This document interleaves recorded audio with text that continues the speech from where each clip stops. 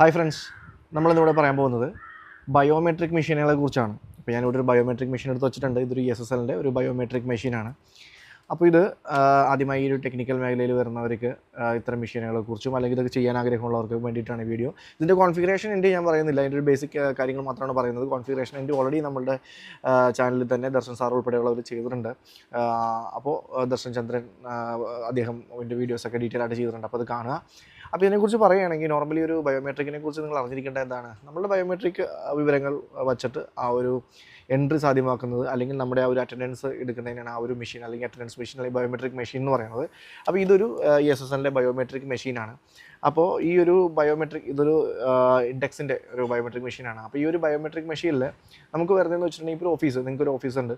ആ ഓഫീസിൽ ഒരു 10-20 എംപ്ലോയീസ് ഉണ്ട്. അപ്പോൾ എംപ്ലോയീസ് എപ്പോൾ വരുന്നു, എപ്പോൾ പോകുന്നു എന്നറിയാനും അവരുടെ ആ ഒരു 7 ദിവസം അല്ലെങ്കിൽ 30 ദിവസത്തെ ഒരു മാസം എടുക്കുകയാണെങ്കിൽ ആ ഒരു മാസത്തെ അവരുടെ വർക്കിംഗ് അവേഴ്സ് അറിയാനും, അങ്ങനെ ആ ഒരു അറ്റൻഡൻസ് ബേസ്ഡ് അവർ എന്തൊക്കെ വന്നു, എന്തൊക്കെ ലീവ് എടുത്തു അതുപോലുള്ള കാര്യങ്ങളും, അതുപോലെ തന്നെ അവരെപ്പോൾ വന്നു എപ്പോൾ പോയി എന്നുള്ള കാര്യങ്ങളൊക്കെ അറിയാൻ വേണ്ടി ഉപയോഗിക്കുന്ന ഒരു മെഷീനാണ് ഈ ഒരു ബയോമെട്രിക് മെഷീൻ എന്ന് പറയുന്നത്. അപ്പോൾ ഈ ഒരു ബയോമെട്രിക് മെഷീൻ നിങ്ങളുടെ ഓഫീസിൽ അപ്പോൾ ഒരു അറ്റൻഡൻസ് പർപ്പസിന് ഉപയോഗിക്കാം.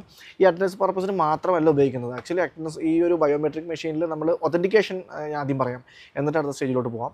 ഈ ഒതൻറ്റിക്കേഷൻ വരുന്നതെന്ന് പറഞ്ഞിട്ടുണ്ടെങ്കിൽ ബയോമെട്രിക് മെഷീനുകൾ ഒന്ന് നമുക്കിവിടെ തമ്പ് വെച്ച് ആക്സസ് ചെയ്യാം. അതായത് തമ്പ് വെച്ചിട്ട് നമുക്ക് ആ ഒരു അറ്റൻഡൻസ് രേഖപ്പെടുത്താം, അല്ലെങ്കിൽ ആ ഒരു തമ്പ് വെച്ച് ആക്സസ് ചെയ്യാം. അതുപോലെ തന്നെ കാർഡ് ഉണ്ടാവും, കാർഡ് വെച്ചിട്ട് നമുക്ക് ആക്സസ് ചെയ്യാൻ പറ്റും. തമ്പ് വെച്ച് കാർഡ് വെച്ച് ചിലതിൽ ഫേസ് ഉണ്ടാവും, ഫേസ് റെക്കഗ്നൈസ് ചെയ്തിട്ടും നമുക്കത് ആ ഒരു ബയോമെട്രിക് മെഷീൻ ഉപയോഗിക്കാനായിട്ട് സാധിക്കും.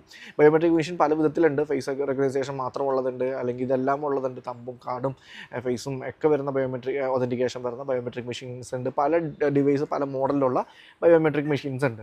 അപ്പോൾ ഇത് നമ്മളുടെ ലോക്കൽ ഏരിയ നെറ്റ്വർക്ക്, അതായത് നമ്മുടെ അവിടെ ഒരു മോഡൽ ഉണ്ടാകും, ആ ഒരു ലോക്കൽ ഏരിയ നെറ്റ്വർക്കായിട്ടാണ് അത് കണക്ട് ചെയ്ത് കൊടുക്കുന്നത്.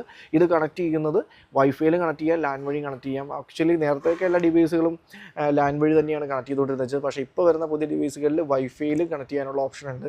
അതായത് ആ വയർ ഇവിടെ നിന്ന് റാക്ക് വരെ എത്തേണ്ട ആവശ്യമില്ല. അതായത് ആ ഒരു ഡോറിൻ്റെ അടുത്തായിരിക്കും നോർമലി ഇത് വെക്കണമല്ലോ, അവിടെ നിന്ന് ഒരു റാക്കിൻ്റെ അടുത്ത് വരെ എത്തേണ്ട ആവശ്യം അതിനില്ല. അത് വൈഫൈയിലും കണക്റ്റ് ആവുന്നുണ്ട്.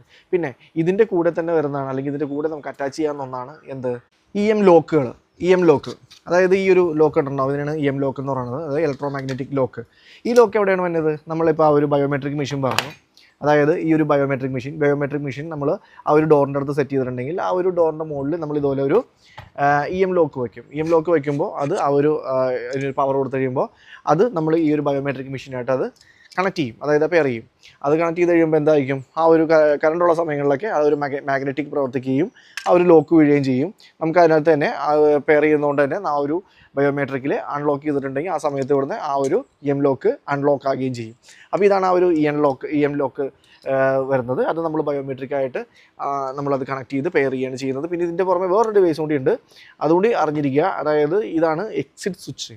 ഈ സാധനമാണ് എക്സിറ്റ് സ്വിച്ച് അറിയാം. അതായത് നമ്മൾ അകത്തോട്ട് കയറി കഴിഞ്ഞാൽ നമുക്ക് പുറത്തോട്ട് വരണമെങ്കിൽ അപ്പോഴും നമ്മൾ ഈ പറഞ്ഞ പോലെ ബയോമെട്രിക്കിൽ കണക്ട് ചെയ്യേണ്ട ആവശ്യമില്ല. ആ സമയത്ത് ജസ്റ്റ് ഒരു എക്സിറ്റ് സ്വിച്ചിൽ ഒരു പ്രസ് ചെയ്താൽ മതി. അതിനും കണക്ട് ചെയ്യാനായിട്ടുള്ള വയറിംഗ് ഉണ്ട്. ഇതിൻ്റെ വയറിങ്ങും കാര്യങ്ങളും കോൺഫിഗറേഷനൊക്കെ ഈ 3 വരുന്നതിൻ്റെയൊക്കെ ഡീറ്റെയിൽ ആയിട്ട് നമ്മുടെ ദർശൻ സാറ് ചെയ്തിട്ടുണ്ട്. ഈ ഒരു നമ്മുടെ ഒരു ചാനലിൽ, നമ്മുടെ യൂട്യൂബ് ചാനലിൽ ചെയ്തിട്ടുണ്ട്.